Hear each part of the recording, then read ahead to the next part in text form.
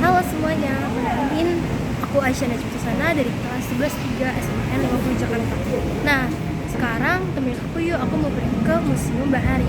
Nah, kita berangkat dari stasiun Klender guys. Ya, ikutin ya.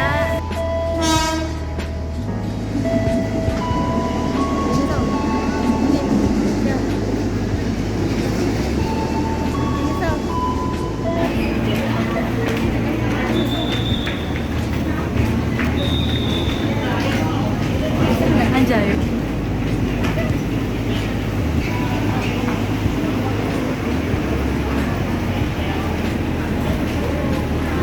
Iya.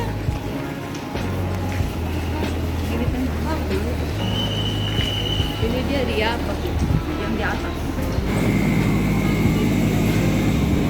Nah, kita transit dulu di stasiun Manggarai. Lalu abis ini kita lanjut ke stasiun Jakarta Kota. Nah, kita nunggu keretanya itu sekitar 10-15 menit.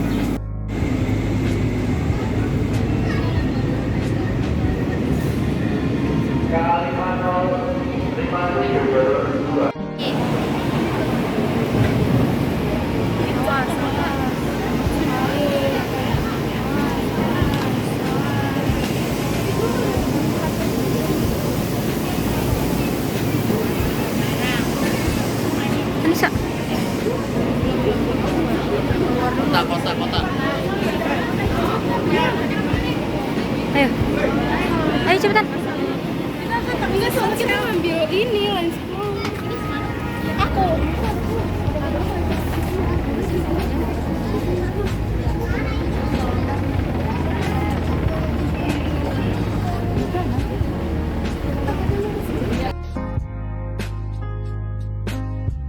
Di stasiun Manggarai ini tuh rame banget guys. Jadi kalian harus hati-hati ya. Nah, apalagi kalau di dalam tas kalian itu ada barang-barang berharganya.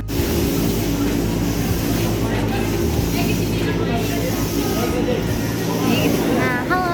Kalau tadi kita habis dari transit Manggarai, sekarang kita udah nyampe di stasiun Jakarta Kota. Nah, habis itu ikutin lagi yuk perjalanan kita. Dadah. Halo. Halo. Nah, untuk sampai ke Museum Bahari ini kita perlu naik angkot dulu. Kita perlu bayar setiap orangnya itu 6.000 guys. Akhirnya kita sampai juga nih di Jalan Pasar Ikan Penjaringan Jakarta Utara.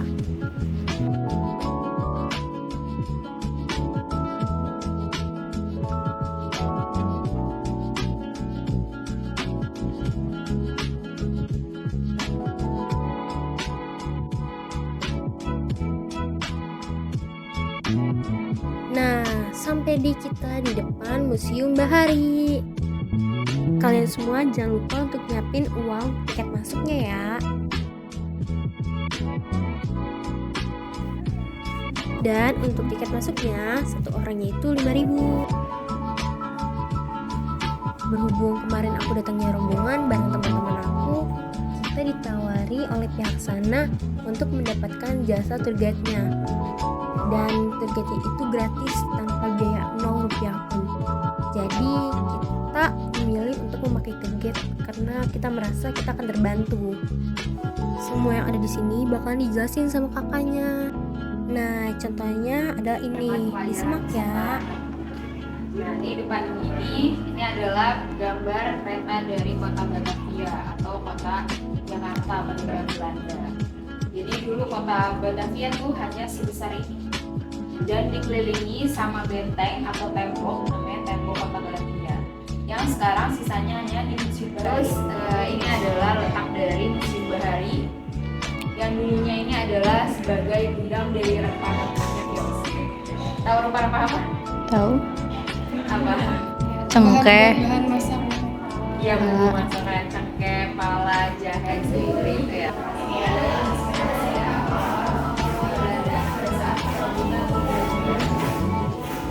Di sini adalah ciri khas dari kapal yang ada dari suku Bugis di Makassar.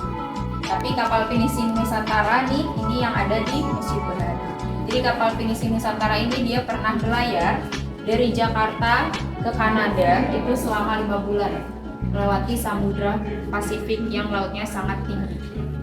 Itu tahun 1986. Tapi ini udah tenggelam nih tahun 2002.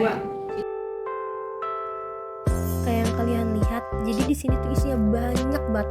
Dari ada replika kapal sama alat-alatnya. Lalu ada juga sejarah tentang kota Batavia atau sekarang itu namanya Jakarta gitu. Dari kapal Jung Jawa. Ini ada di zamannya Sriwijaya. Ini Jung Jawa. Iya. Nah, ini Jung Jawa dari zamannya Sriwijaya. Dan kenapa kok bisa tahu bentuknya seperti ini? Jadi ini tuh ada penelitian arkeolog itu meneliti tentang ukiran yang ada di Candi Borobudur. Salah satunya ada ini. Ini zaman Sriwijaya. Terus ini ada dua jenis. Ini yang ukiran itu dia buatan Indonesia. Sementara yang cap VOC nih model tahun juga. Nah, untuk layla ini dibagi menjadi dua. Ada yang buatan Indonesia dan juga ada yang buatan Belanda. Untuk buatan Indonesia ditandai oleh ukiran dan untuk Belanda ditandai oleh cap VOC. Yang buatan Belanda tidak hanya terdapat cap VOC, akan tetapi ada huruf juga. Huruf-huruf itu sebagai penanda di mana letak layla itu dibuat. Misalnya huruf H berarti layla tersebut dibuat di kota Hoek, Belanda. Dan ini kenapa dia ukurannya lebar gitu? Karena dia itu khusus untuk pasar apung. Jadi mereka berjualan di sungai-sungai. Itu untuk pasar apung gitu. Masih ada kalau di Kalimantan. Sana namanya belayung. Nanti setelah dibentuk seperti ini si pohonnya, baru nanti diisi air tengahnya. Diisi air, lalu di bawahnya itu dia dibakar. Tapi tidak terkena apinya, hanya uap panas aja. Jadi sistem oven tapi tradisional. Itu selama 7 hari 7 malam. Nantinya dia akan melebar sebesar yang ujung. Iya, memuai.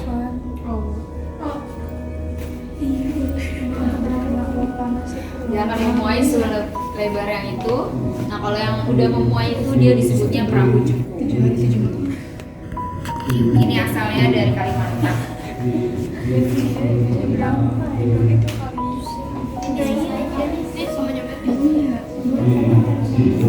Tapi Pihak Museum Bahari mencoba membuat replika kapal Jukung ini. Walaupun menggunakan bahan yang sama dan dikirim langsung dari Kalimantan, hasil kapalnya tidak sempurna. Hal tersebut terjadi dikarenakan perbedaan suhu di Kalimantan dan di Jakarta, sehingga kapal tersebut hasilnya menjadi retak. dan orang Madura nih pernah membawa sapi-sapi Madura hingga ke Australia. Tapi sayangnya nih ini di Maduranya sendiri ini sudah sangat langka karena mereka itu lebih memilih untuk pindah ke kapal-kapal yang sudah fiber. Ini kan kayu. Nah, kalau kayu itu dia perawatannya lebih mahal dan lebih sulit. Ya, Dan juga di sini ada banyak infografis yang bisa kalian baca. Kalimat. dan uniknya juga ini layarnya itu dia terbuat dari kulit pohon. Pohonnya itu dia khusus namanya pohon mulberry. Mulberry itu dia mirip kayak cherry tapi warnanya hitam. Emang gede banget ya? Kayak disatuin gitu. Iya sih sama kayak pinisi tadi. Jadi ini asal mulanya tuh bentuknya seperti ini. Terus jadi kan kalau pulau kecil itu dia suka nggak ada dermaganya ya. Iya. Makanya mereka menggunakan perahu kecil. Nah, halo ya. Nah, sekarang tadi kan kita udah di depan, nah kita udah di dalamnya nih. Nah, kita tuh di sini bisa ngeliat berbagai perahu-perahu waktu zaman-zaman kita dijajah dulu yang datang gitu yang pas masa-masa kita masih dijajah. Ada yang dari Belanda, dari Portugis dan semacam dan lain-lainnya. Nah, ini merupakan salah satu dari kerangka kapal atau perahu tradisional. Kok bisa kayaknya melengkung? Hal tersebut terjadi karena pemuaian. Kayu tersebut melebar dan melengkung karena uap panas yang mengenai kayu tersebut. Dan juga di zaman dulu menggunakannya itu pasak kayu untuk menghindari adanya karatan.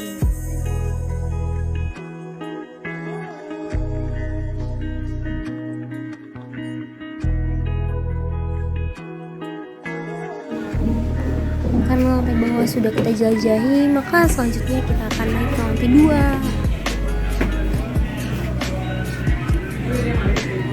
Nah, kalau tadi di bawah kita udah ngebahas tentang perahu-perahu dan pelayaran segala macamnya.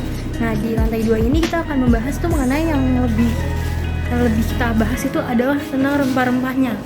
Nah, katanya kalau di lantai 3 itu tempat untuk menjemur rempah-rempah. Nah, kalau di lantai 2 di situ tuh akan jadi tempat kayak dibungkus-bungkus per karung gitu tuh rempah-rempahnya. Nah, di sini juga ada buat cara nurunin rempah-rempahnya. Nah, cara nurunin itu pakai ini nih guys. Nih, ini ada katrol. Nah, nanti diturunin ke bawah. Gitu, turuninnya ke situ, ke bawah situ. Nah, tadi kalau di loket tadi tuh awalnya tuh dulu tuh sebagai tempat kayak transaksinya itu, kayak misalkan mereka setuju dengan harga-harganya itu baru deh dijual beliin gitu deh. Nah, nanti kita lanjut lagi ya. Nah, di lantai 2 itu kita dijelasin tentang toko-toko yang melakukan pelayaran, juga kisah-kisah yang ada tentang pelayaran tersebut.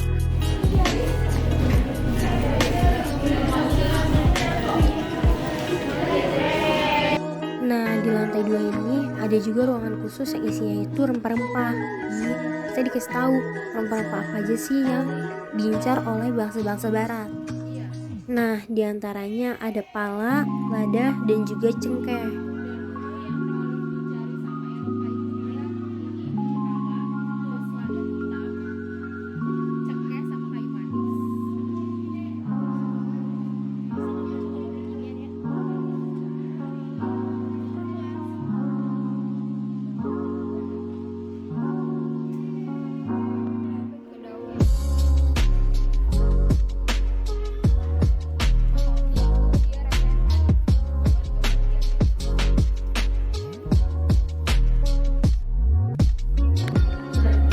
Ya, Belanda, dia itu pimpinannya VOC, jadi dia itu menanamkan kebijakan di mana pribumi itu harus menyerahkan hasil buminya atau kayak rempah-rempah, jagung, padi.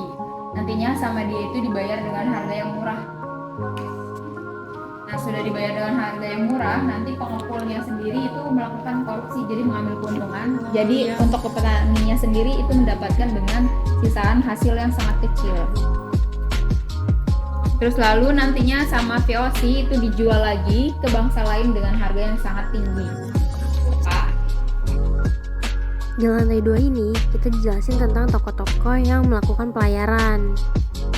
Selain penjelasan mengenai penjajahan yang dilakukan oleh bangsa barat, di sini juga terdapat penjelasan mengenai penjajahan yang dilakukan oleh Jepang.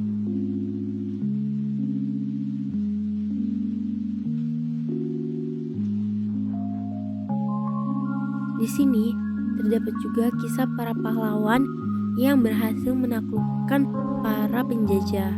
Katanya itu Portugis. Akhirnya direbutlah sama ini nih Fatahillah, itu dari kerajaan Pajajaran. Nah, akhirnya berhasillah direbut. Itu perebutannya itu di pusat kota tua yang Fatahillah tadi. Nah, itu makanya kenapa museumnya itu dinamai Fatahillah, karena pusat perebutannya itu di situ. Diturunkanlah laksamananya itu ke dia, dan dia nih minta langsung ke kerajaan Aceh bahwa untuk kalau dia mau jadi laksamana dia harus membawa prajuritnya itu semuanya perempuan dan berstatus janda ya. Tapi jandanya itu yang ditinggal oleh suaminya yang terbunuh oleh pihak Belanda. Nah, akhirnya mereka melakukan pertempuran nih di Laut Aceh, dan akhirnya bertemu sama tadi Cornelis de Houtman. Ini akhirnya prajuritnya sama Laksamana Malahatinya ini bertemu sama Cornelis de Houtman, bertempur, dan akhirnya Cornelis de Houtman nih terbunuh sama Laksamana Malahati. Di sini juga terdapat contoh peta-peta yang dibuat zaman dahulu.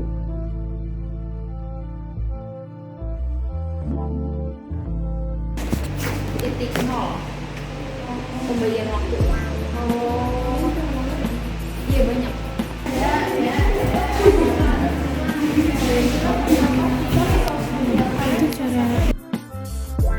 Dan ini merupakan alat untuk mengukur bulan.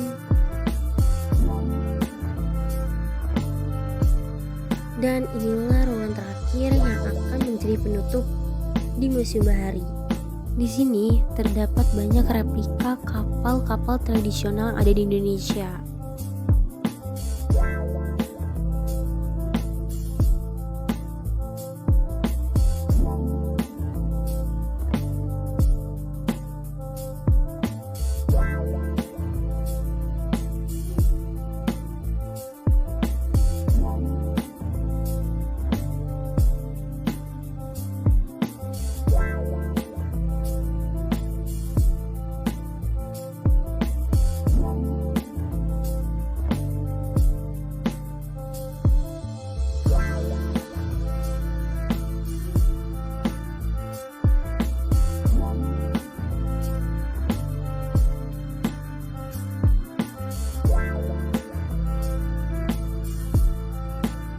Nah, penjelasan terakhir itu adalah penjelasan mengenai kapal-kapal ini nih guys ya. Nih, ini merupakan penutup di acara kita hari ini, yaitu keliling Museum Bahari. Karena kita udah selesai di Museum Bahari, aku mundur diri ya kawan-kawan. Dadah.